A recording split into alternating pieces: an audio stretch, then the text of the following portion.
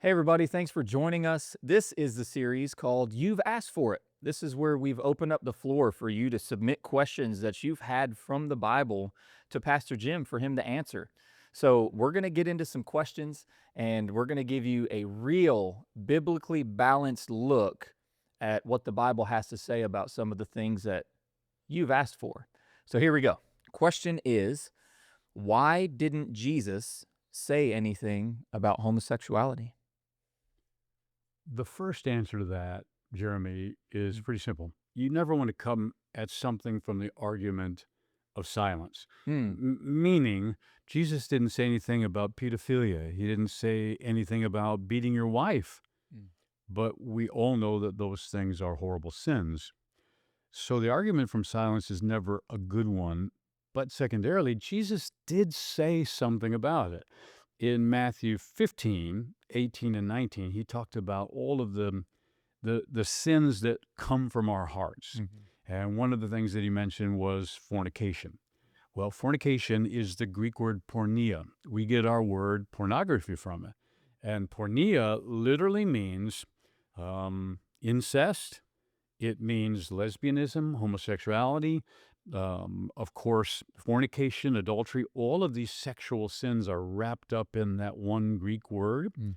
Now, I grant you that's a Greek word, and you're not going to find that in the English translations. But here's where Jesus really made himself very clear.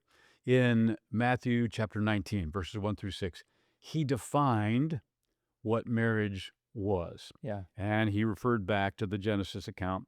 And he said from the beginning, God created male and female. So that right there does away with the trans issue. He Sure. created them male and female.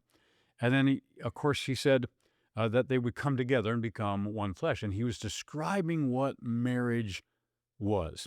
Mm. So he said from the beginning, marriage is between one man and one woman before God Almighty, and it's supposed to be for a lifetime. So that's the definition of marriage. Yeah.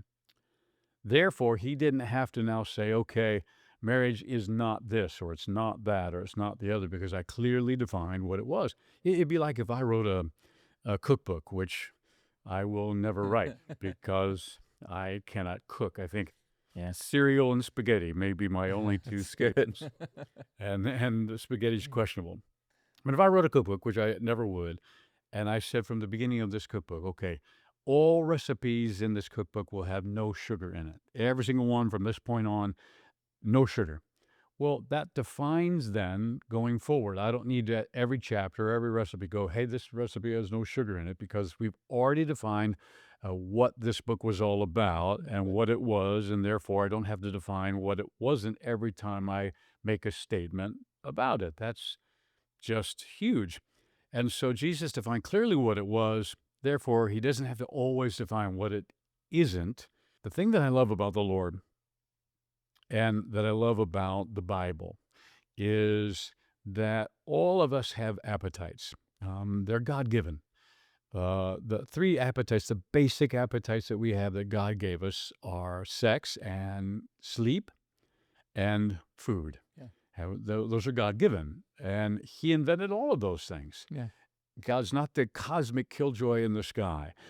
But all of those things, as I say, they have a fireplace because it is an appetite and God given. The moment that we got into sin, some of our appetites have now gone haywire. Mm. That's a good description of lust. It's a God given desire gone haywire. Wow. So, as long as we keep the fire in the fireplace, it will warm us, it will cook our food. But the moment that I take that fire out of its designated, God given designated fireplace is the moment that that same fire that's designed to bless me will destroy me. So Wow. if I take that fire out of the fireplace and put it on my rug in the middle of the living room, it's going to burn my whole house Yeah. down. So God gave us a fireplace for that appetite.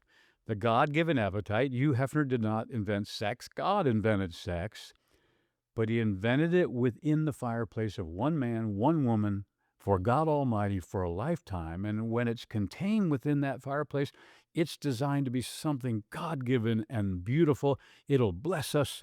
Yeah. But the moment that I take it out of that prescribed fireplace is the moment that it burns my house down. Oh, it's So powerful. Jesus was very clear about what marriage was. One man and one woman for Mm. God Almighty for a lifetime.